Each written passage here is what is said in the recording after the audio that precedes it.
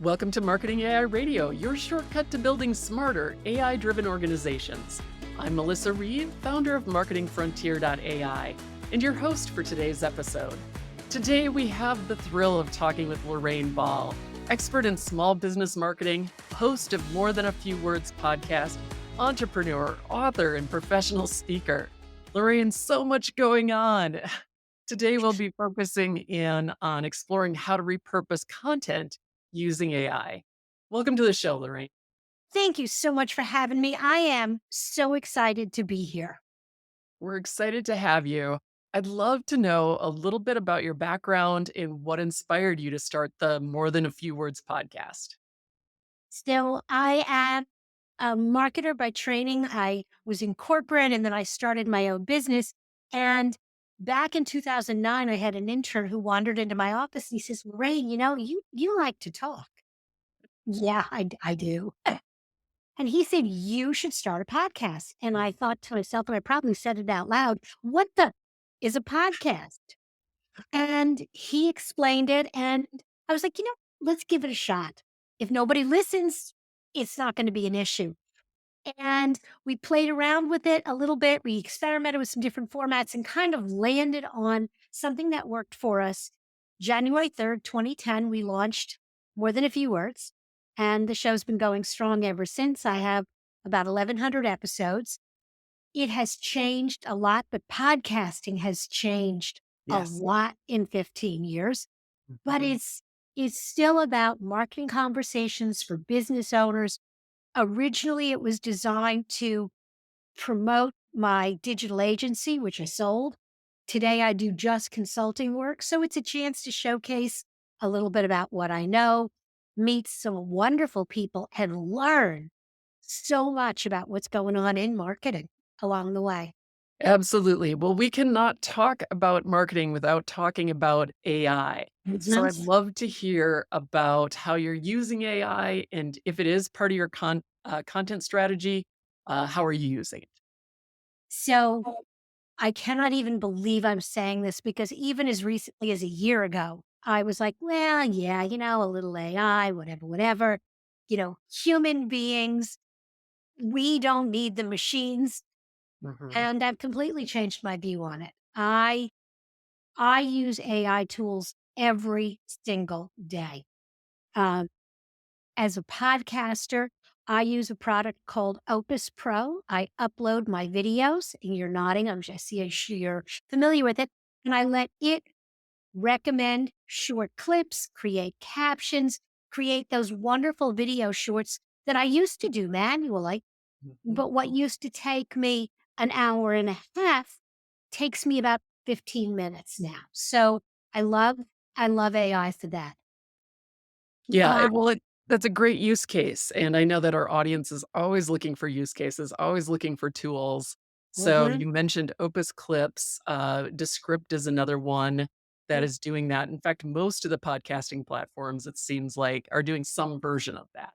Yes, Um, and I think as you're exploring different tools, figure out what you want from the tool. One of the things that I like that I find very helpful is not only do I get the clips, but their AI is giving me feedback on, is this clip on trend? Is this a good opening? And I appreciate that insight as well. The other thing that I am doing is to support a podcast, you need a lot of written content. You mhm. need a summary of the episode. You need social media shares.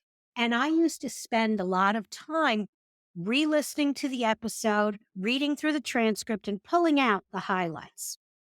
Now, what I do is I upload my transcript into ChatGPT.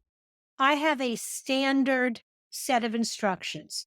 The Mhm. instructions for me read something like, this is a podcast interview with Lorraine Ball. Use her voice. And then I have two paragraphs talking about my style. Mhm. Use her opening sentence and then write a summary with a strong introductory paragraph, 3 to 5 bullet points, and 2 to 3 action items or takeaways. Mhm. Paste that. I paste the transcript and I don't even have time to leave the page, and up comes a fairly usable, in its raw form, right from ChatGPT, summary that I can use on my website, on YouTube, on my podcast episode. I pull clips from it. I can ask it to suggest titles, to suggest social media updates, and it will even give me updates for different platforms. If you're sharing this on LinkedIn, if you're sharing this somewhere else. And again, that took what used to be an hour and a half project into Mhm. a 5-minute exercise. Yeah, so I've had that same experience, and I want to ask this question because I feel like given all of these productivity games, we should all just be sitting on the beach drinking margaritas and having a good time. But I sense that's not the case. It's not the case with me, and I sense that's not the case with you. So what does that mean to get all of this time back? What are you doing with all that extra time? Well, two things. Number one, the time that I used to spend in production, I am actually spending more in focused engagement on social media, and it is working. My LinkedIn community, which I am on a mission to increase the size of my community, and I started using a lot of these tools really seriously, let's say in January. Mhm. And my LinkedIn prior to that, I'd pick up 500 here. This year I'd pick up 200. I'm probably right around 2,300 new members of my Wow. community in the last year. And Wow. it's because I have had the time not just to shoot invites, but really engage and interact. And so for me, that's been part of it. And the other thing is that I have the capacity to work ahead. So I'm taking a lot more vacations. That's great. You Well, know, and that's there is that as well. So um uh I've had more time to look to be on other people's podcasts like this and to seek and reach out to people for those opportunities. right. You know, And I've written a couple of articles that talk about, the downfall of marketing jobs that we see from time to time. All marketing's going to go away. But that hasn't been my experience. From what you're describing, it hasn't been your experience. And I actually feel like the pie is going to get bigger. So what does AI enable? It enables more people to do more things that before maybe they didn't have time to do, like you're reaching out to your social media contacts, but also it's things like doing a better job. I've done better job pitching. I've been able to create more complete proposals. You mentioned consulting. Have you been able to integrate that at all with your consulting organization? How has that looked? so several things. One, I've done a good job of using AI where I will give it an example of a website and I will ask it to read content. So I have some better feedback for Mhm. prospective clients. Um, I, as I'm working with organizations, a lot of it is editing and um, I'm not doing a lot of done for you marketing anymore. It's much more just, hey, this is what I've seen. Here's some strategies. Being able to dictate my thoughts as I'm going through a Mm, conversation with them and then take AI and use that to put together a more organized report is mhm, is fabulous. And then both for myself as well as recommending to my clients how they use AI specifically to improve their SEO. And I know that was one of the things before we got online that we really were going to talk about it. So I don't want to lose that because AI, on the one hand, if mhm, you use AI generated content for your website by itself, mhm. you are going to lose. Mm. We're Tell absolutely me more. Tell me more. I'm fascinated. okay. So here's the thing. What does AI do? AI is not creating. Mm. It is synthesizing what it finds. So when you're like, hey, I want to write a website copy and I want to write on this subject, what should I say? It's going to go out and read tons of existing copy and it's going to synthesize the key phrases and ideas and build a very coherent page Mm-hmm. that sounds like and reads like everything else that's out there. Mm-hmm. Mm-hmm. And so when you just take it as is, it's going to be adequate. It Mm-hmm.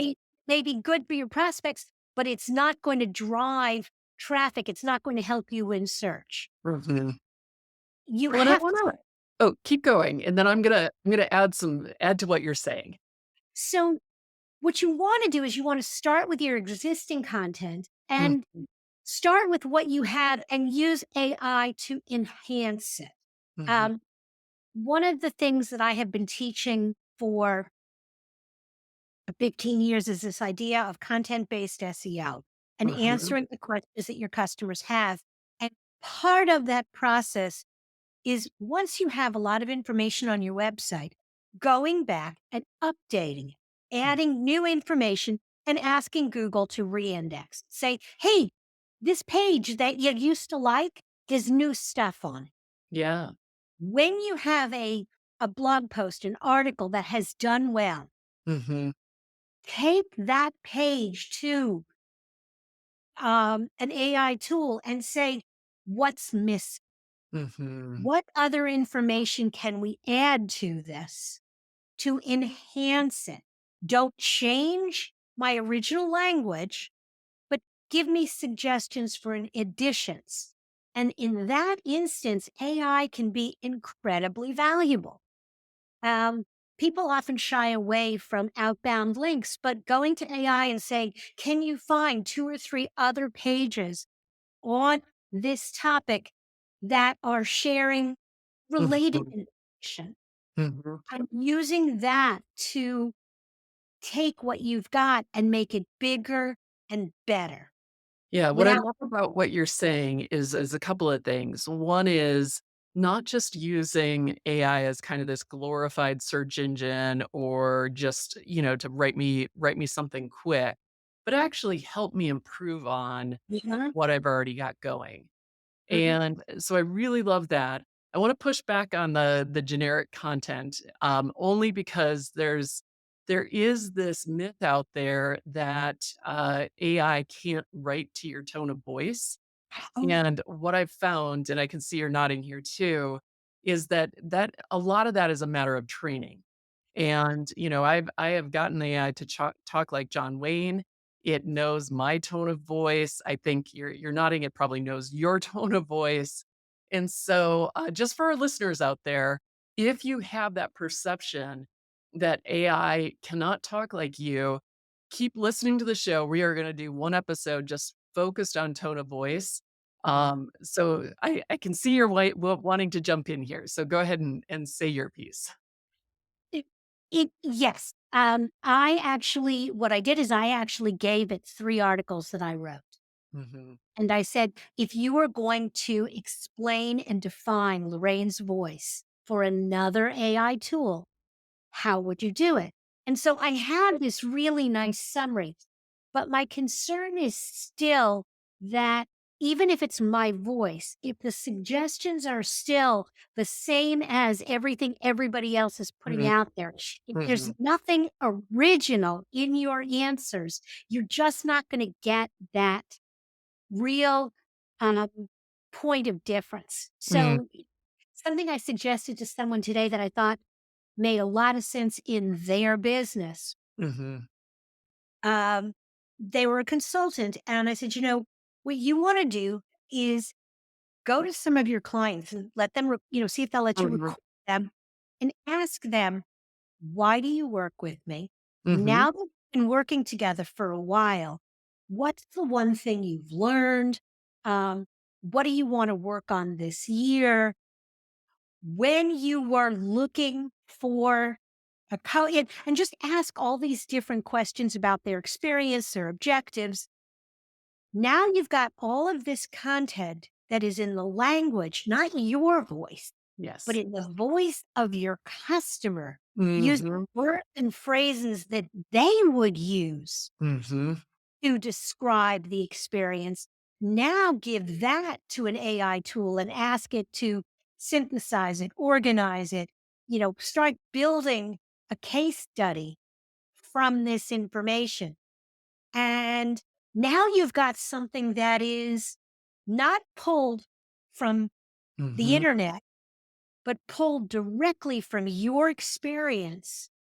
And that is a wonderful way to enhance your existing content, to create content that only you can write Yeah. Mhm. Love it. and win search, but still take advantage of the tools. Yeah. So I want to circle back to that central thesis of repurposing your content using AI. So we kicked off the show. You did an amazing job sharing how you were using AI to generate your podcast content and repurpose it onto social media and with the transcripts and into a blog post. I want to back up even higher because I've been in marketing leadership for a while, and I always had this holy grail of you have these content pillars. You might have Mhm. really big pieces of content in a book or an ebook or something really meaty like that. And the idea here is that you're not just generating new content all the time, but you can break that content down and disaggregate it. And even though that's so neat and organized in my head, I have just really struggled to make that happen within marketing teams. And so I am curious about that approach when we're talking about these content pillars and big content, what your point of view is on repurposing that content and how we can all use AI to help that disaggregation happen more easily. So, one of the easiest things, I did this with a book that I had written, and I gave the entire manuscript, or actually, I didn't because I didn't want to overwhelm it. I gave it a chapter. Mm, And I said, read this chapter, pull out 3 to 5 key points, create social shares, create a script for an interview. Um, and so it gave me tips on how to start breaking that down. mhm. The trick is the individual people may have a longer attention span, but people in general have the attention span of a goldfish, Yep. you know? And so you've got to give it to them in little bites. And I had these wonderful hour-long seminars that I Mm, broke up into self-paced courses with a series of 5-minute videos. Well, the truth is that the slides are all the same slides I've always used. The script is essentially the same. Sometimes I reshoot, and mhm. sometimes I just slice and dice. And Yeah. and and actually, I will tell you, people who are trying to create content in real time by creating a series of short videos Mhm. and are gonna burn themselves out.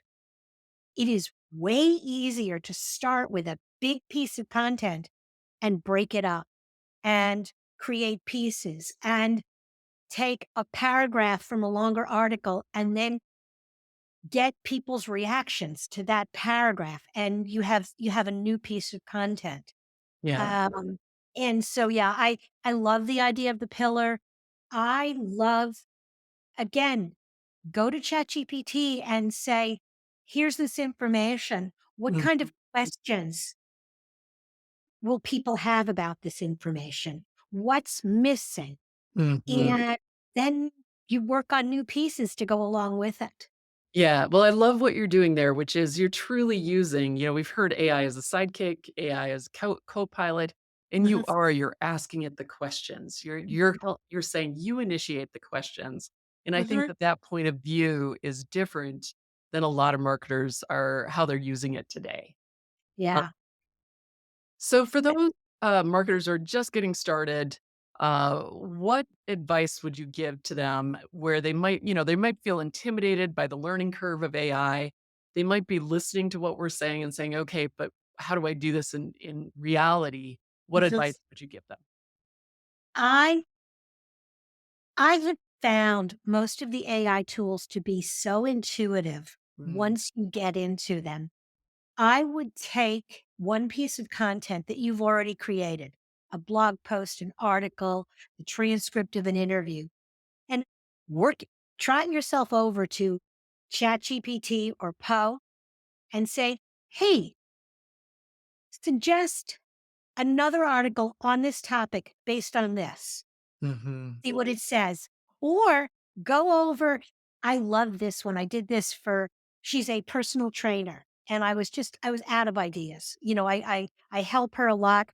And I just went over and I said, I'm a personal trainer. My clients are women business owners. Suggest 10 topics I should talk about in the next month. And up Mhm. topics, I didn't have to look, I didn't use any resources from ChatGPT on those topics, but I took those topics back to Sarah and I said, okay, I want you to talk about these things. Mhm. And the AI created her talking points. And then she talked about, I said, how do you talk to your client about this? How do you talk to your client about that? And so the answers, so if you don't know where to start, ask ChatGPT where you should start. Yeah, Ask, it really is. It's called ChatGPT for a reason, and it's a dialogue. It kind of reminds me of the early days of, search engines, when mhm. you just had to learn over time what type of words to put into the search to get the results you wanted, and that's what I'm hearing you say. Oh, absolutely. And I want to kind of present an idea to your listeners. We have talked about SEO as search engine optimization for a Mm, very long time. SEO is now really search everywhere optimization. mm, About 80% of your searches are still happening on Google or other search engines. About 15 or so percent is now happening in social media. mm. People are searching on TikTok and Yeah. LinkedIn and not even going back to the search engines. And about 5% of all searches are now happening inside the LLMs, the large language models, ChatGPT, Poe, Perplexity, Claude, and on and on and on. And so the world is changing.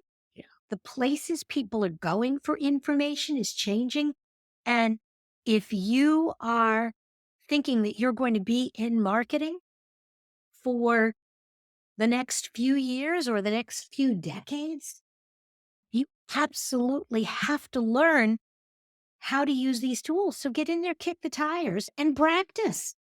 Yeah, well, I heard something just fascinating about SEO the other day. It was the first time I'd heard it, and it was this notion that top of funnel will be now handled primarily through AI. Maybe not today, maybe not tomorrow, but when you ask a general question, most likely your answers will come through AI. So to your point about the content, is your content structured through snippets and answering questions in a way that's AI friendly?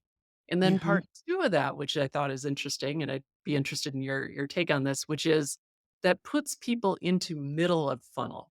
And so is your website optimized for that middle of funnel conversation? Mhm. Yeah, I'm seeing that play out more and more. If you're logged into Google and you do a search, you ask a question, you used to get a list of websites, you got some ads. Now you get two paragraphs of AI generated information, which in many cases satisfies that top of funnel question. Mhm. Yeah, I think people are going to have to be rethinking because when people come to your website, they're not coming with, hey, I don't know what you do or how it works. They're Mhm. coming with, I know what you do. I know how this generally works. Now tell me what you do differently. Now tell me why I should have a conversation with you. Yeah. Yeah. Yeah, it's super fascinating, isn't it? Yup. You know, if you're somebody that likes things the way they were, you do not want a career in marketing. Amen. Amen to that. It's been nothing but change since I started way back when. Well, Lorraine, you have been a wealth of information. I just appreciate your time. I appreciate everything you've shared with our listeners. Where can listeners go to learn more about you and your approach to repurposing content and your approach to consulting? So, morethanafewwords.com. That's my website. There you will find more than 1,000 conversations in the archives. Wow. You'll also find resources, links to webinars, workbooks, white papers on a variety of marketing topics. And when you're ready for a more detailed conversation, book an office hour. Let's dive into it and see if I can help you. And certainly, if you're on LinkedIn, be sure to say hello. Love it. Lorraine, thanks so much for being on the show today. Thank you. This was fun.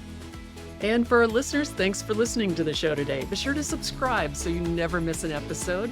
Check out marketingfrontier.ai for more resources, tools, and expert advice, including our hands-on marketing labs. Those are hands-on AI marketing labs. And until next time, keep pushing the boundaries of what AI can do for your marketing.